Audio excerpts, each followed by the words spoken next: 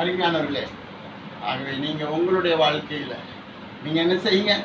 விலை இல்லாமலும் பணம் இல்லாமலும் இயேசுவை கண்டுபிடிக்கிற ஒரே ஒரு சூழ்நிலை இருக்குமானா அது தேவன் உங்களுக்கு இந்த இடத்துல உங்களை கண்டுபிடிக்கிறதுக்கான ஒரு வாய்ப்பை கொடுக்கிறார்.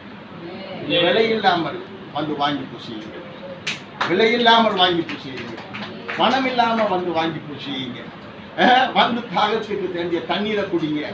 உங்களுக்கு தேவன் எல்லா நேரமும் இதை ஆயத்தப்படுத்த வேண்டும் என்று நான் நினைக்கிறேன். கர்த்தர் இதற்கான ஆயத்தங்களை தேவன் செய்வார். அடுத்து என்ன சொல்லப்பட்டிருக்கிறது? 55ஆம் அதிகாரத்துல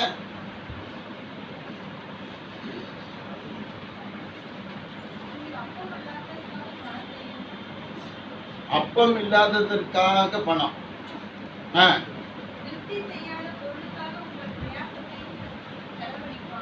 பாத்தீங்களா? எஸ்ட் வேஸ்ட்.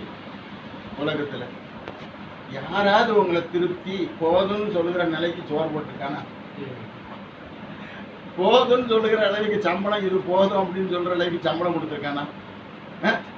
கொஞ்சம் சம்பளத்தை கொடுத்து நிறைய வேலையை வாங்கி அடுத்த அவனுக்கு தூக்கம் வராது.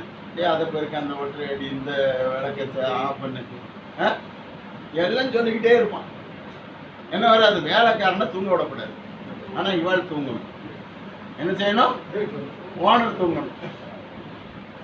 அப்போ வேலைக்காரனுக்கு உண்மையாக திருப்தி அளிக்கக்கூடிய அளவுக்கு அவனுக்கு கொடுக்க முடியல. இன்னைக்கு உலகம் யாரு திருப்தி அடைகிறா? உலகத்துல திருப்தி அடையாத இவங்க இருக்கிறாங்க. உலகத்துல திருப்தி அடையவே முடியாது. ஆனா கடவுள் உன்னுடைய வாழ்நாள் எல்லாம் மகிழ்ச்சியாக இருக்கும்படிக்கு, உன் காலமெல்லாம் உன்னை காப்பாற்றுவதற்கு, நீ உன்னை காலையில இருந்து மாலையில வரைக்கும் போதும் போதும், கடவுள் என் கூட இருக்கிறாரு, எனக்கு கிடைச்சது போதும், எனக்கு காலையில் கிடைக்க பிரேக்ஃபாஸ்ட் போதும், மத்தியானம் கிடைக்கிற நல்ல உணவு போதும், இரவு கிடைக்கிற உணவு போதும் அப்படின்னு சொல்லக்கூடிய நிலை இன்னைக்கு உங்களுக்கு எனக்கு இருக்கு. ஆனா பணம் இருக்கிறவனுக்கு இருக்கா? இல்லைங்க. போதுங்கிற மனநிலை கிடையாது. சாராயப்பாட்டில் வைங்க, அதில் எவ்வளவு 1 லட்சம் ரூபாயா ஒரு சாராயப்பாட்டில்னு நினைக்காதீங்க. 1 கோடி ரூபாய்க்கும் சாராயம் வைன் பாட்டில் இருக்கு. அதை வாங்கி என்ன செய்யறான்? குடிக்கிறவன் இருக்கான். அதை வாங்கி குடிக்கதாய், இதை எடுத்து நீ குடிடா, அதை கட்டு விலை உயர்ந்ததை கொடு அப்படின்னு கேட்கான். ஒரு ரூம் எடுக்கிறது 80 லட்சம் ரூபா, 1 கோடி ரூபான்னா பாருங்க. அப்ப இவ்வளவு ரூபாயை செலவழிக்கிறது யாரு? ஒரு நபருக்காக. இவ்வளவு உனக்கு ஒரு வீட்டுக்கு 8000 ரூபாய் இருந்தா போதுமே, ஒரு மாசத்தை ஓட்டிக்குவீங்க. 8000 ரூபாய் இருந்தா போதும் ஒரு குடும்பத்துக்கு. ஒரு தனிப்பட்ட ஆளுக்கு 8000 ரூபாய் கிடைச்சா போதும், அழகா ஓட்டத்தை ஓடிடுவாங்க. கடைசி மூச்சு வரைக்கும் யாருக்கும் தொந்தரவு இல்லாம ஓடிடுவாங்க. 2 மாத்திரையை வாங்கி சாப்பிட்டுட்டு வீட்டுல ஒரு தனிமையா இருந்து யாருமே கவனிக்க வேண்டாம். மூச்சு போனா அந்த சேர்ல உட்கார்ந்துருப்பாங்க, இல்லைன்னா படுத்த படுக்கையில கிடப்பாங்க. என்னோட ஆள் வரலன்னு பார்ப்பாங்க. 4 பேர் புதைக்கிறதுக்கு ஆள் இல்லாம போயிடும். 4 பேர் வருவான், ஊர் காசை பிரிப்பான், கொடுத்து கல்லறையில் நிம்மதியா நம்மளை படுக்க வச்சிருவான். கவலைப்படாதீங்க. பணம் இல்லாதவர்களும் விலை இல்லாதவர்களும் தான் தேவனை கண்டுபிடிக்க முடியும்.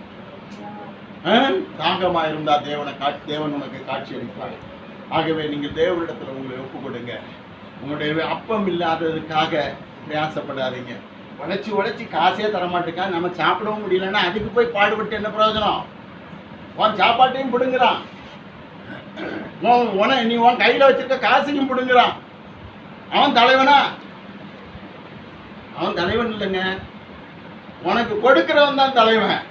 உனக்கு பணம் இல்லாம விலை இல்லாம கொடுக்கிற ஒரு இறைவன் இருக்கிறார். அவர் உனக்கு வேண்டிய மழையையும் சூரிய வெளிச்சத்தையும் கொடுக்கிற தேவன். அந்தபடியே உனக்கு வேண்டியதை ஜெபம் பண்ணும் போது உனக்கு கொடுக்க வேண்டிய ஒருவர் இருக்கிறார்.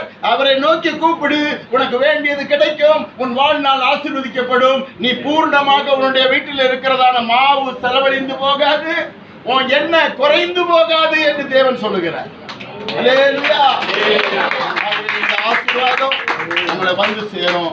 தொடர்ந்து இந்த மழைக்காக காத்திருங்க. இந்த மழை நீரையும் இந்த சூரிய வெளிச்சத்தையும் பெற்று உருவாக்கின தேவனை வணங்குங்க. அவர் உங்களை ஆசீர்வதிப்பார் என்று கூறி என்று வார்த்தையை முடித்துக் கொள்கிறேன். கர்த்தர் உங்களை ஆசீர்வதிப்பார்.